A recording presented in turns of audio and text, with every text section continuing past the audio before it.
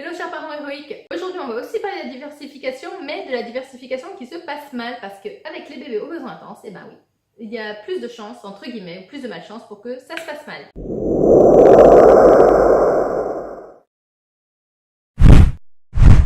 Alors pourquoi est-ce que ça se passerait mal plus avec un bébé aux besoins intenses qu'avec un autre bébé?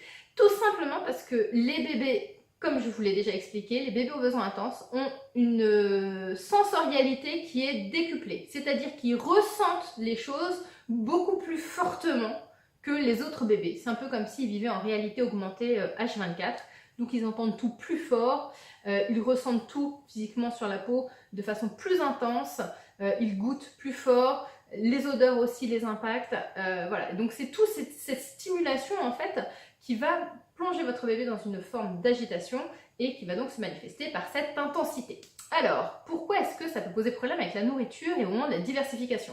Tout simplement parce que la diversification, c'est sentir de nouvelles textures et en plus, ce sont des textures qui ont un nouveau goût et qui vont dans la bouche. Donc, c'est vraiment, si vous voulez, au niveau sensoriel, la nourriture c'est quand même super important et donc il y a certains bébés aux besoins intenses, au contraire ça va les intéresser, la nourriture va les intéresser, ils vont avoir une curiosité parce qu'ils vivent bien cette différence là et cette stimulation là, et puis il y en a d'autres qui vont pas aimer et ils vont développer ce qu'on appelle les néophobies alimentaires.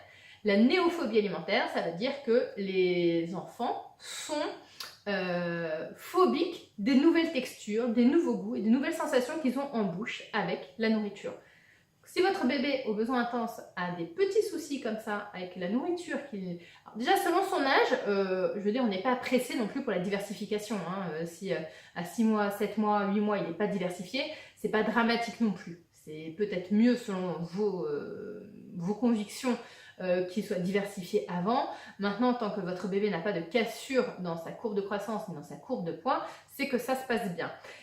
Cependant, si vous voulez le familiariser avec la nourriture, il existe en fait des petites tétines que vous allez trouver sur internet. Ce sont des tétines à remplir, donc ça se présente comme une tétine avec une forme de tétine, et elles s'ouvrent comme ça. Et vous mettez dedans des petits morceaux, par exemple petits morceaux, on va pas commencer par la fraise parce que c'est un peu urticant, mais de la banane, ce genre de saveur un petit peu douce et de texture onctueuse. Voilà, ou même d'autres légumes que vous aurez envie de mettre.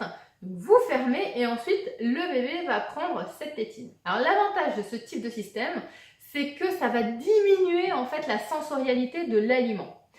Ça va rappeler la tétine si jamais l'enfant prend une tétine, et donc du coup la stimulation va être plus facile à gérer à ce moment-là pour votre bébé aux besoins intenses qui est en cours de diversification.